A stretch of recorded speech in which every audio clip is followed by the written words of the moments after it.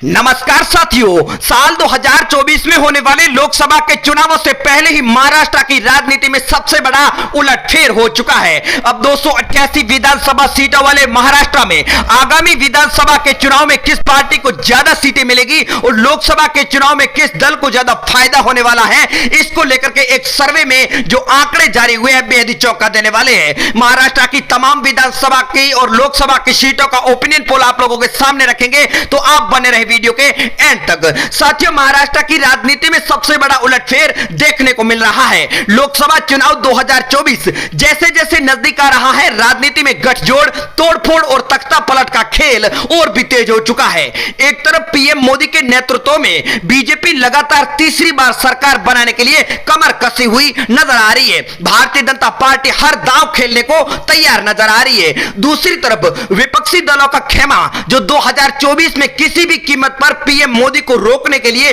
पूरा जोर लगा रही है। लेकिन महाराष्ट्र की राजनीति की बात करें तो यहां पर सबसे बड़ा उलटफेर चुनावों से पहले ही हो चुका है। राष्ट्रवादी कांग्रेस पार्टी यानी एनसीपी में अजीत पवार के नेतृत्व में हुई बगावत को इस नजरिए से देखा जा रहा है और जानना भी जरूरी है, क्योंकि अजीत पवार को साथ लेना भारतीय जनता पार्टी को आगामी विधानसभा के चुनाव में कितना फायदा होने वाला है। क्योंकि अजीत पवार, प्रफुल्ल पटेल, छगन भुजबल जैसे दिग्गज नेताओं ने एनसीपी के साथ बगावत करके शिंदे सरकार में शामिल हो चुके हैं। उन्होंने यह भी बताया कि अजीत पवार को ईडी का डर था और इस वजह से अजीत पवार भारतीय जनता पार्टी में शामिल हो गए। लेकिन भारतीय जनता पार्टी की पकड़ महाराष्ट्र ही नहीं बल्कि अन्य भी दो राज्यों में कमजोर बताई जा रही है। वर्तमान की बात करें तो बिहार, कर्नाटक और महाराष्ट्र में भारतीय जनता पार्टी की पकड़ इन दिनों मजबूत नहीं बताई जा रही है। 2019 के चुनावों की बात करें तो यहां पर भारतीय जनता पार्टी ने एक तरफा जीत हासिल की थी, लेकिन वर्तमान में तीनों ही राज्यों में बीजेपी की पकड़ कमजोर बताई जा रही है। महाराष्ट्र की बात करें तो भारतीय जनता पार्टी और शिवसेना ने 2019 में राज्य की 48 लोकसभा की सीटों में से 41 सीटों पर कब्जा जमाया था। लंबे समय तक यहां पर राज्य में कांग्रेस पार्टी की चलने वाली सरकार को मात्र एक सीट मिली थी, जबकि शरद पवार के नेतृत्व वाली एनसीपी पार्टी को 4 सीटें मिली थी और असदुद्दीन ओवैसी की एआईएमआईएम पार्टी के खाते में 1 सीट गई थी। लेकिन इस बार के चुनाव में किस पार्टी को ज्यादा सीटें मिलेगी, तमाम जिलों का ओपिनियन पोल हम आप लोगों के सामने रखेंगे, तो आप बने रहे वीडियो के एंड तक। पूरा ओपिनियन पोल बताने से पहले साथियों हम आपको बता देते हैं कि आगामी अगर लोकसभा के चुनावों की बात करें तो भारतीय जनता पार्टी के लिए इन राज्यों में राह आसान नहीं लग रही है। खासतौर पर शिवसेना महाराष्ट्र में 2 भागों में बढ़ चुकी है। एक गुट बीजेपी के साथ है, लेकिन जनता किसका साथ देगी, इसका पहला टेस्ट लोकसभा के चुनाव में होने वाला है। बात अगर हिंदी पट्टी वाले राज्यों की करें तो खासतौर पर उत्तर प्रदेश में भारतीय जनता पार्टी का दौर कामयाब नजर आ रहा है। पूर्वोत्तर अगर पश्चिमी बंगाल, ओडिशा की बात करें तो यहां पर भारतीय जनता पार्टी के लिए आगामी विधानसभा के चुनाव टेढ़ी खीर बन सकते हैं। ऐसे में भारतीय जनता पार्टी के लिए पुराने गढ़ों को मजबूत करना सबसे बड़ा जरूरी बन चुका है। सीटों के लिहाज से देखें तो महाराष्ट्र यहां पर पहले नंबर पर नजर आ रहा है। इसी साल जनवरी में जो सर्वे सामने आया है, यहां पर महाविकास आघाड़ी गठबंधन को महाराष्ट्र में 34 सीटें मिल सकती है लोकसभा के चुनावों की, और महाराष्ट्र में बीजेपी और शिवसेना के अगर शिंदे गुट की बात करें तो यहां पर इनको 14 सीटें मिलने वाली है, ऐसा बताया जा रहा है। जाहिर है भारतीय जनता पार्टी महाराष्ट्र में विपक्ष के सामने हाथ पर हाथ धरे नहीं बैठ सकती है। अजीत पवार के खेमे को साधने की सबसे बड़ी वजह यह है कि अजीत पवार के साथ प्रफुल्ल पटेल, छगन भुजबल, दिलीप वलसे पाटिल जैसे दिग्गज नेता शामिल है, जो एनसीपी की रीढ़ की हड्डी माने जाते थे। लेकिन आगामी लोकसभा के चुनाव में किसको कितनी सीटें मिलेगी और विधानसभा के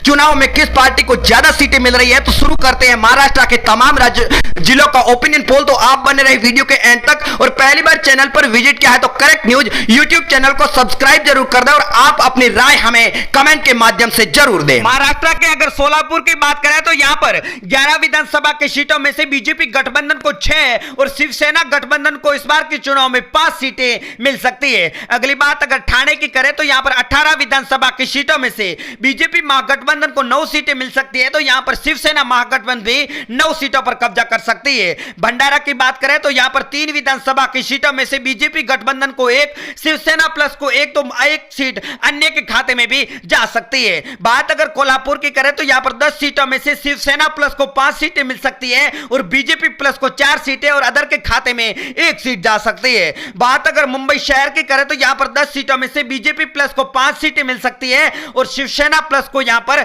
4 सीटें और 1 सीट अदर के खाते में जा सकती है। गोंदिया की बात करें तो यहां पर 4 विधानसभा की सीटों में से बीजेपी प्लस को 2 सीटें और 2 सीटें यहां पर शिवसेना प्लस को जाती हुई बताई जा रही है। ओपिनियन पोल के आंकड़ों के हिसाब से अगर रत्नागिरी की बात करें तो यहां पर 5 सीटों में से शिवसेना गठबंधन को 3 सीटें और बीजेपी प्लस को 2 सीटें जाने का अनुमान जताया जा रहा है। भीड़ की बात करें तो यहां पर 6 विधानसभा की सीटें हैं और 6 सीटों में से शिवसेना गठबंधन को 3, बीजेपी प्लस को 2, अदर के खाते में 1 सीट जा रही है। अमरावती की बात करें तो यहां पर बीजेपी प्लस को 3 सीटें और शिवसेना प्लस को 5 सीटें जाती हुई बताई जा रही है। अगला जिला हमारे सामने आ चुका अकोला, जहां पर ओपिनियन पोल के हिसाब से बीजेपी प्लस को 3 सीटें और शिवसेना गठबंधन को यहां पर 2 सीटें जाने का अनुमान जताया जा रहा है। अगला जिला हमारे सामने मुंबई आ चुका है, जहां पर 26 विधानसभा की सीटों में से शिवसेना गठबंधन को 15 और बीजेपी प्लस को 11 सीटें मिलने का अनुमान जताया जा रहा है। अहमदनगर की बात करें तो यहां पर बीजेपी प्लस को 5 सीटें और शिवसेना गठबंधन को यहां पर यानी महाविकास आघाड़ी को 7 सीटें मिलने का अनुमान जताया जा रहा है। रायगढ़ की बात करें तो यहां पर 7 विधानसभा की सीटें हैं और 7 सीटों में से इस बार के चुनाव में बीजेपी प्लस को 2 और शिवसेना प्लस को 5 सीटें जा सकती है। नागपुर की बात करें तो यहां पर 12 सीटों में से बीजेपी प्लस को 7 सीटें और शिवसेना महागठबंधन को 5 सीटें मिलने का अनुमान जताया जा रहा है। नंदुरबार की बात करें तो 4 विधानसभा की सीटों में से महाविकास आघाड़ी यानी शिवसेना गठबंधन को 3, बीजेपी प्लस को 1 सीट मिलने का अनुमान जताया जा रहा है। यवतमाल की बात करें तो यहां पर 7 विधानसभा की सीटें हैं। इस बार के चुनाव में बीजेपी प्लस को 2 और शिवसेना प्लस को 5 सीटें मिल सकती है। अगली बात कर लेते हैं वर्धा की, जहां पर 4 विधानसभा की सीटें हैं। इस बार के चुनाव में बीजेपी प्लस को 1 और शिवसेना गठबंधन को 3 सीटें जाने का अनुमान जताया जा रहा है। उस्मानाबाद की बात करें तो यहां पर बीजेपी महागठबंधन को 1 और महाविकास आघाड़ी यानी शिवसेना गठबंधन को 3 सीटें मिलने का अनुमान जताया जा रहा है। नासिक की बात करें तो यहां पर 15 विधानसभा की सीटों में से बीजेपी गठबंधन को 7 और शिवसेना महागठबंधन को इस बार 6 और 2 सीटें अदर के खाते में जा सकती है। सांगली की 8 विधानसभा की सीटों में से बीजेपी प्लस को 4 सीटें, शिवसेना प्लस को 3 सीटें, 1 सीट यहां पर अदर के खाते में जाती हुई बताई जा रही है। अगली बात अगर पुणे की करें तो यहां पर 21 विधानसभा की सीटों में से 10 पर बीजेपी प्लस, 10 पर शिवसेना प्लस और 1 सीट यहां पर अदर के खाते में जा सकती है। पालघर की बात करें तो यहां पर 4 विधानसभा की सीटों में से एमवीए को यहां पर इस बार 3 सीटें और बीजेपी प्लस को 2 सीटें, 1 सीट अदर के खाते में जा सकती है। सतारा की बात करें तो यहां पर 8 विधानसभा की सीटों में से बीजेपी प्लस को 2 सीटें मिल सकती है और शिवसेना महागठबंधन को 6 सीटें मिलती हुई बताई जा रही है। वाशिम की बात करें तो यहां पर 3 विधानसभा की सीटों में से इस बार त्रिकोणीय मुकाबला रहता हुआ बताया जा रहा है। BJP plus 1, Shiv Sena plus 1 seat other के खाते में जा सकती है। सिंधुदुर्ग की बात करें तो यहां पर 3 विधानसभा की सीटें हैं और शिवसेना प्लस को 2, बीजेपी प्लस के खाते में इस बार 1 सीट जाती हुई बताई जा रही है। अगली बात कर लेते हैं नांदेड़ की, जहां पर 9 विधानसभा की सीटों में से शिवसेना प्लस को 5 सीटें मिल सकती है और बीजेपी प्लस के खाते में इस बार के चुनाव में 4 सीटें जा